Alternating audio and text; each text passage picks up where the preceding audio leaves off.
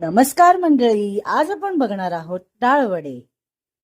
ही मी पाव किलो चणा डाळ घेतलेली आहे. ती रात्री भिजत घातली मी स्वच्छ धुवून. आणि थोडस जिरं 1 चमचा आणि अर्धा इंच आल्याचा तुकडा घेतलेला आहे. आता हे सगळं आपण वाटून घ्यायचे.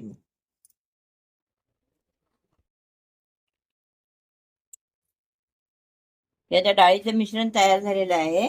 आता मी त्याच्यामध्ये चवीपुरतं मीठ घालून घेते आणि चिमूटभर मी खायचा सोडा घालते, बस एवढाच. आता हळद टाकून घेऊया आणि मी हा 1 चमचा छोटा चमचाभर तिखट टाकून घेते. आता हे सगळं मिश्रण आपण एकत्र करून घेऊया. त्यात तुम्ही हिरवी मिरची टाकली ना वाटून तरी पण चालते, पण मी बोललो नको, आता चटणीमध्ये हिरवी मिरची आहे ना, त्याच्यामुळे मी म्हटलं काय याच्यामध्ये टाकूया, आपण वड्यामध्ये मिरची पावडर टाकूया. रात्रभर आपण ही डाळ भिजत घातलेली आणि सकाळी आपण वाटतोय. तुम्हाला हवं तर तुम्ही रात्री पण वाटून ठेवू शकता ना ही डाळ. हो,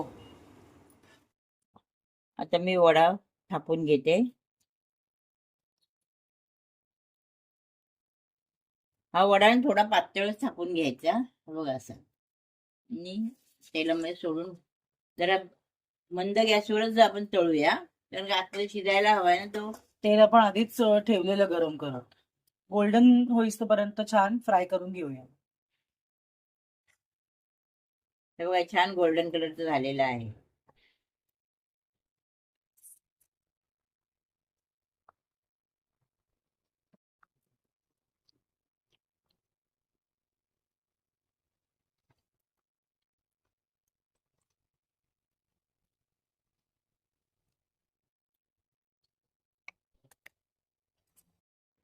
हे बघा, आपले डाळ वडे रेडी आहेत.